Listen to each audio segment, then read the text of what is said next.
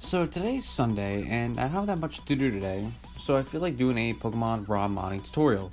Before that, a question. Have you ever dealt with a ROM mod that has new Pokemon in it, but doesn't sound like the right Pokemon, like a Starly sounding like a Weedle?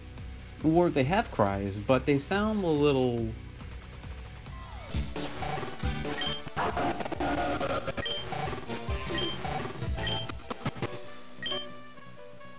I mean, not terrible, but they could be better.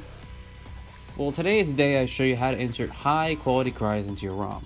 This is actually a pretty simple process once you get the hang of it.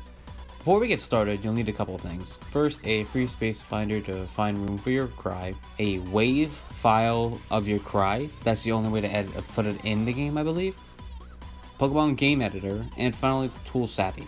Music editor / adder app. I believe it's a music editor, I'm not too sure. And don't ask me to add music to your ROM, we already know how that went.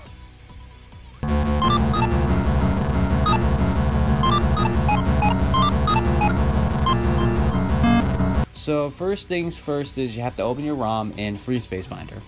What I would do is fill the section that says needed bytes with 9,999. You probably don't need that much, but just to be safe, because Pokemon cries actually use quite a lot of space. I'll explain why at the end of the video. Then click on Find and your offset should pop up. Though the problem is, you gotta make sure that the offset that you're gonna use has to end in a 048C. If it doesn't, it won't work. So if you pull up an offset that doesn't have end in any of those 4 digits, just hit Find next until you find one that ends in 048C. Next, open your ROM in Sappy. Good news is no music editing today, thank God. Then go to Tasks and Import Sample. Now just click on the Import File Name button and look for your cry. Once imported, go to the Import Address part. Change the 0 to the offset you found earlier. Then click on Import, and your cry will have been imported. One little note, and in my opinion, it's actually kind of cool how the little box that pops up shows you how much space it actually takes up. And if you look at what I added, I believe, took up 46,095 bytes.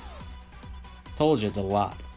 But how do you give it to the Pokemon to, actually use in battle?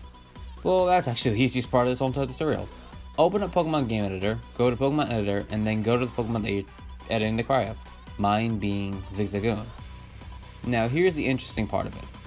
There are 2 cry tapers, one for being normal cry whenever you send it out in battle, you run into it, or just check a summary screen, and one for the cry used for moves like growl. Just change the cry / growl pointers to the offset you saved since the beginning. Then change the 20 in the compression box to 00, or else the cry will not make any noise at all. And with that, your cry is now in your game, but you're probably wondering what this is. The cry conversion part. Well, I wouldn't have to worry about it, because this is pretty much what it is.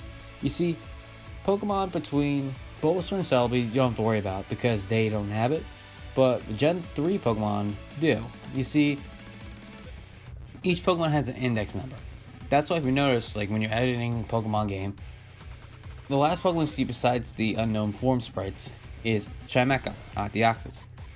However, the cry table and index number for the Pokemon of Gen 3 are stored differently. The cry table is listed in the order that Game Freak, the people who actually made this game, created the Pokemon in. In fact, like I said before, the last Pokemon ever made was Chimecha, so that's pretty cool, and the very first Gen 3 Pokemon made was Kecleon.